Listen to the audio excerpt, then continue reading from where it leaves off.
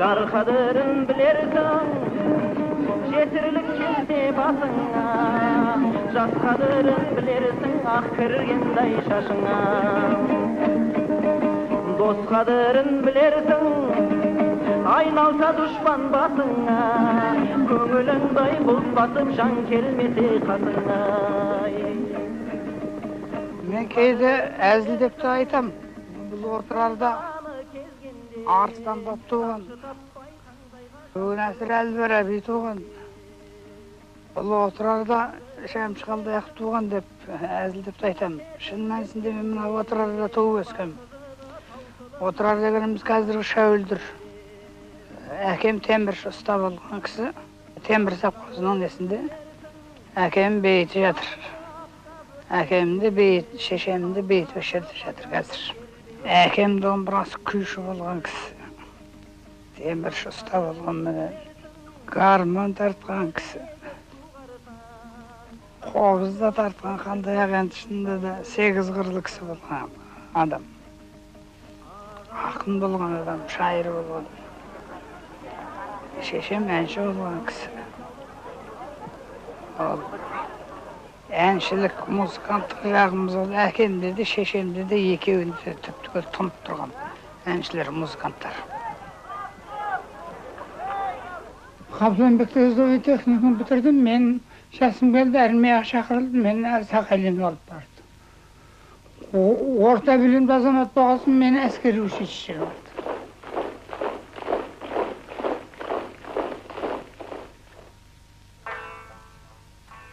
Ташкентте музыкальный училищеде оқыдым. О, Ташкент деген ол менің жасты шағымның қаласы.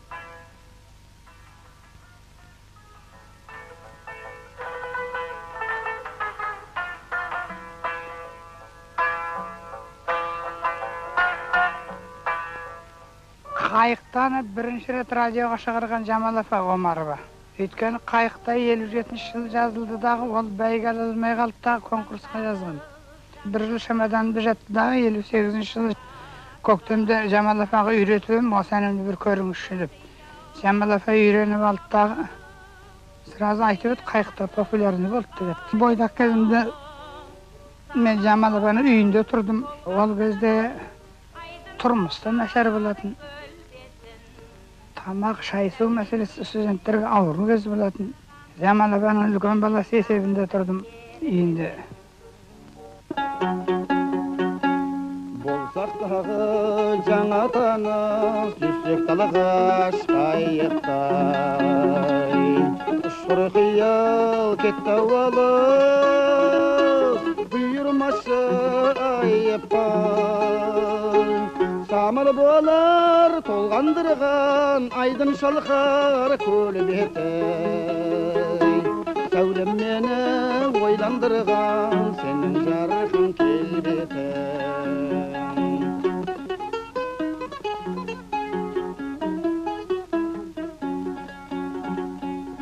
Бір кездерде мен Қазақ радиосында музыкалық редактор болып істеген болатын. Сол кезде Мақсұтбек Майшекин дейтін кәрия кісі ол істейтін еді. Ол қазір марқұм болып кетті. Шәмші екеуміз бір жерде қызмет істеп жатырмыз ғой. Мен бір текст жазайын, сен ән жаз дегенсің мақұл деп мен ән жазғам. Ол әніміздің аты күнде өтемін терезеңнің тұсынан еді. Содан кейін күндердің күнінде маған Шәмші жүп болып тұрсын да мен тағы бір текст жазайын, тағы бір ән жаз дегенсін оғанда мақұл дедім. Сондағы жазған Мақсұт Ақсақалдың текст еді ғой, бәрінен де сен сұлу деген ән. Ол кісі текстін жазып әкеп берді, содан кейін мен әнін шығардым. Оның бірінші рет орындаушысы Майра Жүрсінова деген әнші қыз еді. Сонда Ахмет Жұбанов ағамыз айтқан. Бұл Мағжан Жұмабаев деген атаң болған, кезінде репрессияға ұшырап атылып кеткен. Ол соғысының өзінің әйеліне арнап жазған көкте сұлу, айда сұлу, таста сұлу, жерде сұлу, шөпте сұлу, бәрінен де өзін сүйіп ұнатқан қалқанмаған бәрінен де сен сұлу деп қайырып отыратын үлкен поэмасы болатын. Мен сонда білдім Мағжан Жұмабаев деген адамымыздың бар екендігін, болған екендігін.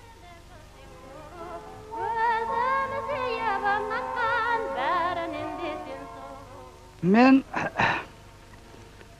Қазақтың мемлекеттік Құрманғазы консерваториясының композиторлық факультетіне 56 жылы Ташкенттен келіп түстім. 57 жылы ноябрьде мекен, декабрьде мекен мен Ақмаңдайым жаздым. Ол әнді жазып келіп 58 жылы арада бірнеше әндер жазылып жатты ғой енді. Бірнеше әндер жазылып жатты.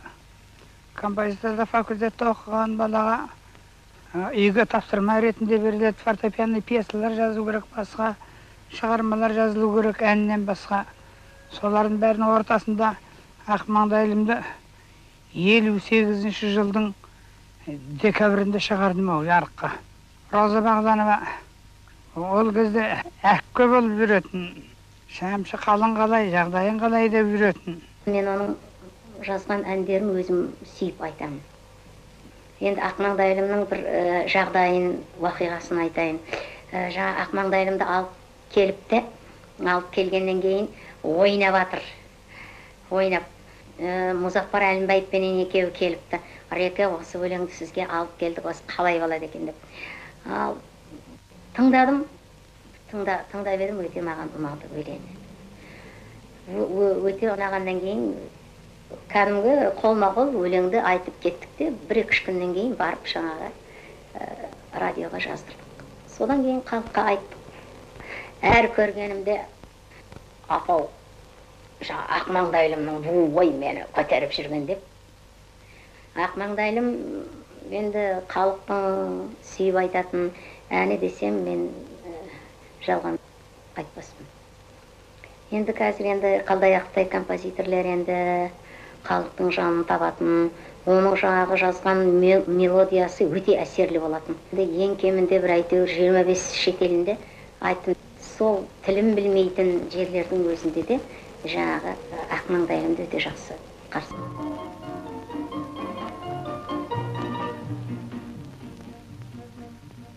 Майса аратаудан бөктерінде бөлтерді, шақты көктемінде алдымын арманымдай жарқыдың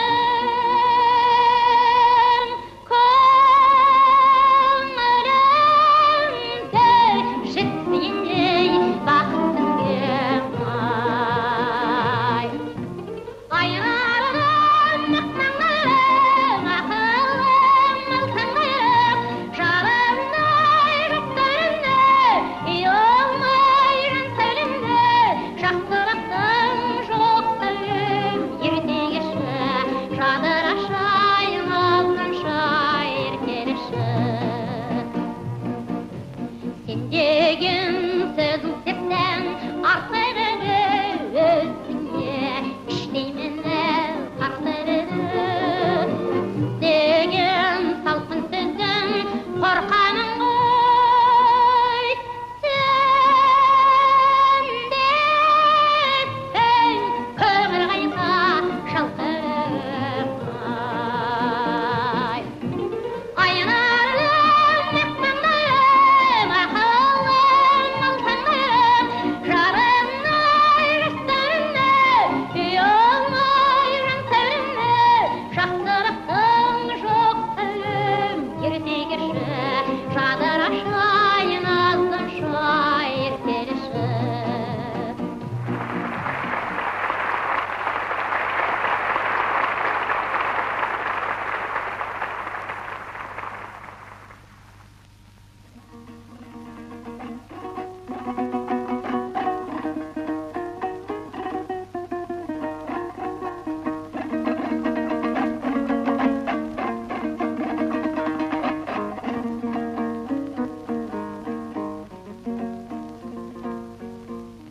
Мұқағалиді бүкіл Қазақстан болып қолға алып өлгеннен кейін дәріптеп отырмыз ғой. Мұқағали шын мәнісінде қазақ халқының ең бір мықты ақындарының бірі болатын.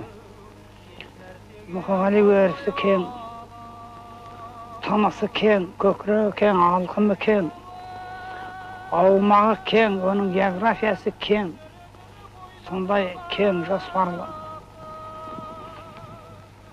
түрдегі үлкен ақын еді Мұқағали. Мұқағали шын мәнісінде бұл жалғанға яки былай өзінің айналасына жүрген ортасына ырза болмай кетті ғой. Ырза болсын болмасын табиғаттың тағдырдың солай жарай жүр дүниеден кетті. Бірақ өзіміз байқап жүргеніміз ешқайсысына да ырза болмай, көңіл толмай кетті. Өйткені Мұқағали сияқты мықтылардың өзі санаулық. Қазірдерде бар мықтыларымыз, Құдайға шүкір. Санаулы. Санаулы пәленшелер, төленшелер деуге болады.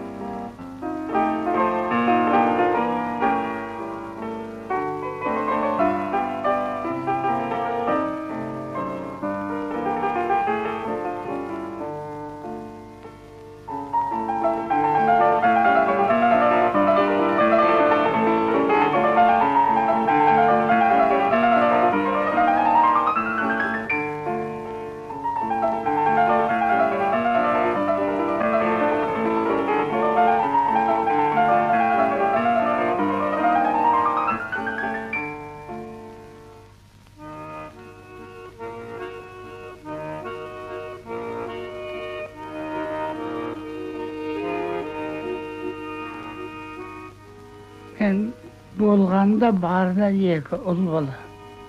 Үлкеннің аты Әбілқасым, кішісінің аты Мұхтар. Олардың екеуі де жастайынан 6 жасынан музыкаға оқыған балалар. Біздің үйде 2 пианист, 1 скрипач, 1 композитор, 1 тыңдаушымыз бар. Және Айсұлу деген сұлу керемет кішкентай жұдырықтай қызымыз бар, немереміз бар. Жәмиле болса, кемпірім қазір кемпір болды. Бәрімізді тәрбиелеп, жөнге қойып, балаларды оқытып, бәріміз неткен мен. Жәмиленің қолынан келген жұмысы оның барлығы енді.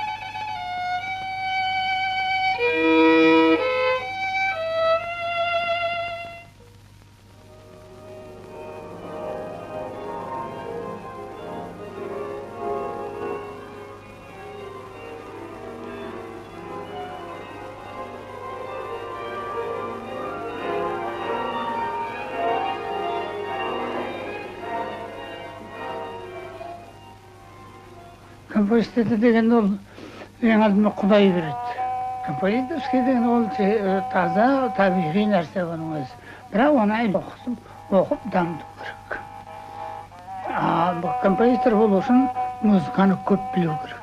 Халық әндерінде, өзің әндерінде, халықтың әндерінде, басқа ұлттың әндерінде көп білу керек. Жалпы біздің халықтың өзі, қазақ халқының өзі лирик халық деп айта аламын. Батыр халық және лирик халық. Жүрегі толған лирика біздің халқымыздың өзі.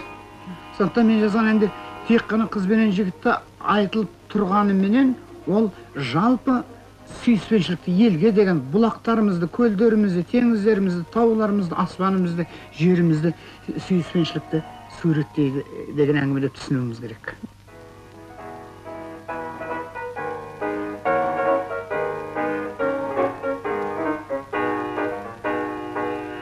Алтын күн аспаны, алтын дән даласы, думанды бастады даланы қарашы. Кең екен жер деген жерге гүл шықты ғой. 2009 жылдың аяғында менің Қазақстаным деген әнді жазуға тура келді. Оны енді қазір қалай деп түсінуге болатынын болмайтынын мен білмеймін. Кезінде біздің мынау терістіктегі, солтүстіктегі 5 облысымызды целинный край қылып бөліп жатқан болатын. Целинный край қылып бөліп жатқан кезде сосын жұрт шуылдап, бұл қалай орыстар бөліп алайын деп жатыр, мынау солтүстік облыстарымыз деген шу шығып, айқай шығып сөйтіп жатқан болатын. Сол кезде Қазақстан, менің Қазақстаным деген деп жазған ұран әніміз еді. Ол ұран әніміздің сөзін жазған қазір марқұм болып кетті, Жұмекен Нәжімеденов деген жақсы қазақтың талантты ақын еді. Ол Жұмекен екеуміз бірге оқитын едік, ол домбырашы жігіт еді, консерваторияда оқыған. Сенің кеудеңде қазақ деген қаның бар ғой, менің Қазақстаным деген сөз жаз, мен әнін жаздым деп.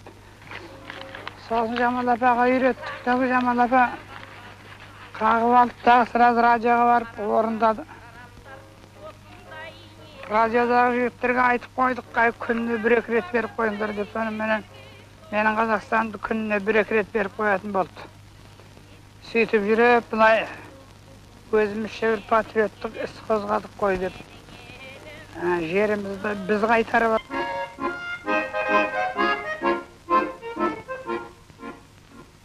Алтын күн аспаны, алтын дән даласы, думанды бастады далама қарашы. Кең екен жер деген жергеден шықты ғой, дән егіп терлеген қалтағым мықты ғой. Менің ерім, гүлім болып, елемін, жырым болып, төгілемін елім, туған ерім менің Қазақстаным. Сағынды далама, сағынып көлім бар, қараңдар, қараңдар, осындай елім бар. Аңсалған уақытты ел жүргі досындай, біздің ел бақытты, біздің ел осындай. Менің елім,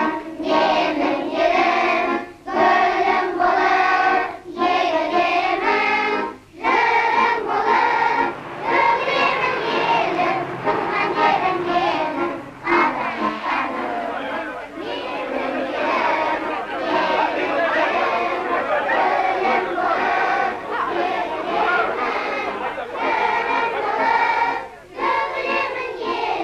туған ерім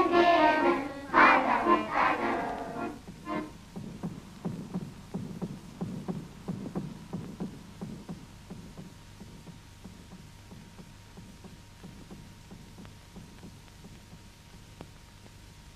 Жас кезіндегі әндері, ылғи әндердің ішінде. Ол кісінің әндерін бір-бірінен бөліп алатын жоқ. Әр әні өзінше мағынасы бар, әр әннің өзінің сәнді мәнді кездері бар. Сондықтан ол кісінің әнін біз әр ұрпақтарға қалады, көп уақытқа шейін есте болады деп есептейміз. Халық композитор ретінде қазіргі уақытта бізге өнерге үлкен нәр берген композиторымыз Шәмші Қалдаяқов. Ал енді құрметті осы жерде отырған Шәмшіні сүйетін халық, Шәмшінің әнін сүйетін халық, жас балапандар, аталар, ағалар, мінекей Шәмшінің тағы бір тебіренгендегі шығарған әні, бұл ән сыр сұлуы болатын.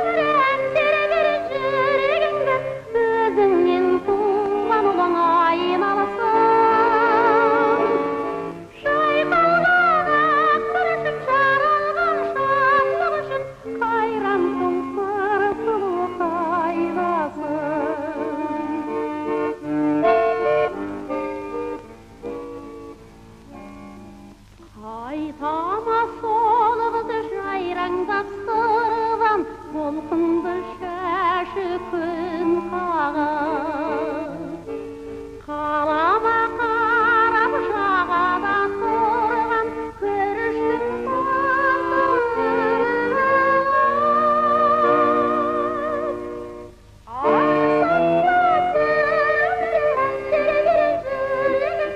сөзіңнен туған оңайын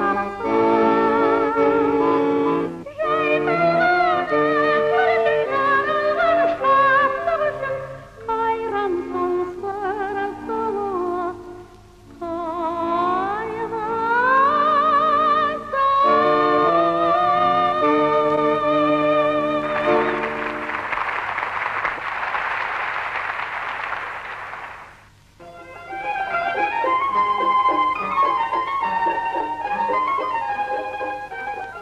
Әнді алдыменен өзім жазып аламын. Сосын әннің не деп тұрғанын өзім білемін. Сол әннің не деп тұрғанына деп сөз жазып бер деп, ол әннің өзінің сөзін, характерін келтіре алатын ақын осы пәленше ғой деп, соған өзім заказ беріп жаздырсам. Алдымен әнім мықты қылып алайын деймін да, әнін шығарамын да, содан кейін бар. Тұманбай сен жазып бер деймін, Мұзафар аға сен жазып бер деймін. Нұрсұлтан Әлімқұлов біздің мықты текстовиктеріміз, Мұзафар Әлімбаев, Нұртолла Шәкенов, Қадыр Мырзалиев, Тұманбай Молдағалиев ақындарымыз жазып берденде шын мәнісінде бұл азаматтар әннің текстін қатырып жазатын шебер азаматтар.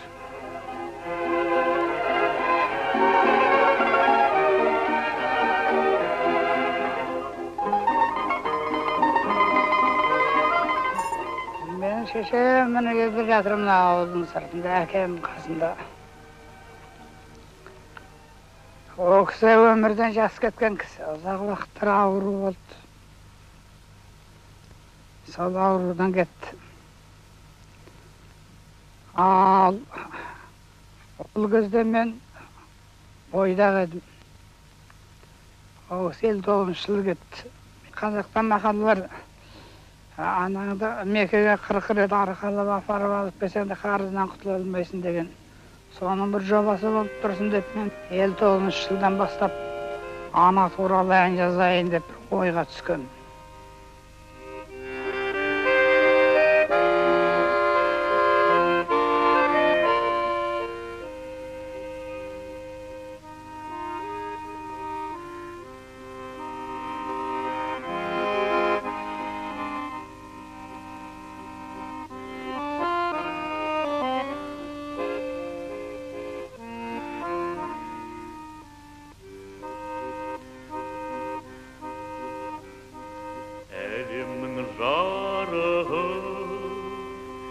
Сыйладың сен маған, даланың әр гүлін. Жинадың сен маған, сен берген құстардың қанаты самғаған. Балалық құштарым өзіңе арнаған.